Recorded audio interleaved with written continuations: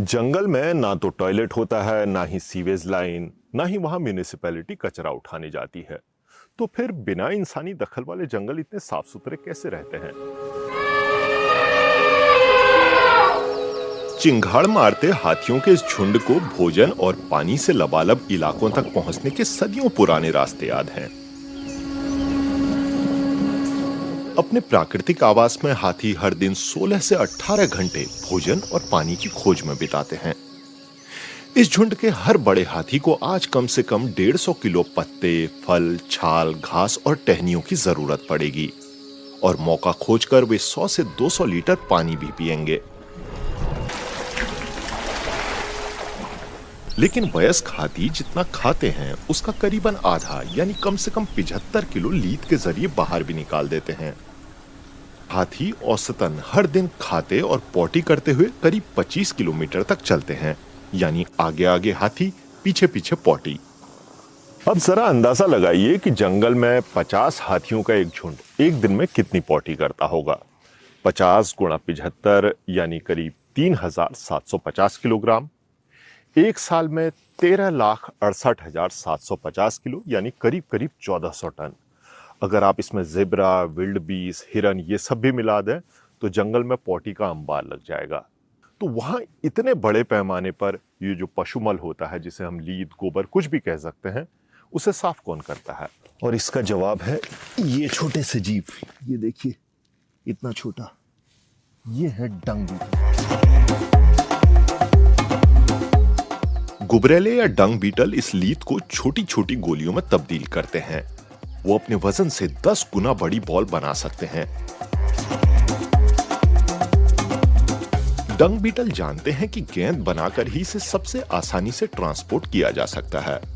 नर और मादा डंग बीटल लीद, गोबर या पशुमल की इस बॉल को 200 मीटर दूर तक ले जा सकते हैं। इस तरह डंग बीटल जंगल की सफाई के साथ साथ लीद में मौजूद बीजों और पोषक तत्वों को फिर से मिट्टी में मिला देते हैं। डंग बीटल जंगलों में महामारी फैलने से भी रोकते हैं।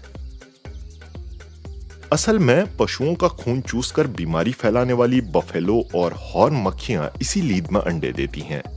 साथ ही इस मल में अन्य जीवों के पेट तक पहुंचने वाले कीड़े भी पनपते हैं।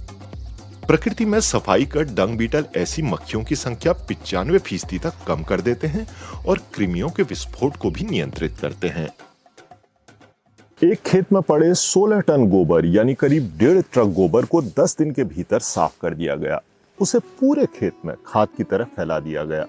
इस दौरान मिट्टी में छोटे छोटे सुराख किए गए और उनमें गोबर की गोलियां डाल दी गई।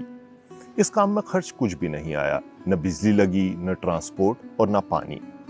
असल में ये काम डंग बीटल ने किया। एक अनुमान के मुताबिक डंग बीटल की मदद से अमेरिका के किसान हर साल 38 करोड़ डॉलर बचाते हैं। गुबरैले को आपने गौशालाओं के आसपास जरूर देखा होगा। बीते 60 साल से ऑस्ट्रेलिया के कई इलाकों में डंग बीटल की विदेशी उपप्रजातियों को बसाया जा रहा है। ऐसी कई रिसर्च हैं जो बताती हैं कि डंग बीटल गाय के गोबर में मौजूद नाइट्रोजन को फिर से मिट्टी में मिला देते हैं। पशुमल की बॉल में डंग बीटल अंडे देते हैं। इन गोलियों को जमीन में दबाने के लिए वे मिट्टी में छोटी छोटी सुरंगें बनाते हैं। इन सुरंगों के जरिए पोषक तत्वों के साथ मिट्टी के भीतर हवा और पानी के लिए भी रास्ता बनता है। तेजी से अपनी संख्या बढ़ाने वाले डंग बीटल इकोसिस्टम में बस्टर्ड, छिपकली, मेंढक और कई पंछियों का पेट भी भरते हैं। लेकिन जंगल की आग, पशुओं के पेट तक पहुंचते एंटीबायोटिक्स और प्लास्टिक डंग बीटल पर भी भारी पड़ रहे हैं। अगर हम विषैले स्प्रे, घातक केमिकल्स या कीटनाशकों का अंधाधुंध इस्तेमाल ना करें तो प्रकृति का यह हाइजीन सिस्टम काफी हद तक जमीन को साफ सुथरा और सेहतमंद बनाए रख सकता है। पिन एंड पोस्ट के इस वीडियो में आज इतना ही। आपको ये जानकारी कैसी लगी कमेंट करके जरूर बताइए अपनी राय। अगर आपको ये इन्फॉर्मेशन काम की लगी तो इसे और लोगों के साथ भी शेयर कीजिए। अगले वीडियो में एक और इंटरेस्टिंग टॉपिक के साथ आप लोगों से फिर होगी मुलाकात। नमस्कार।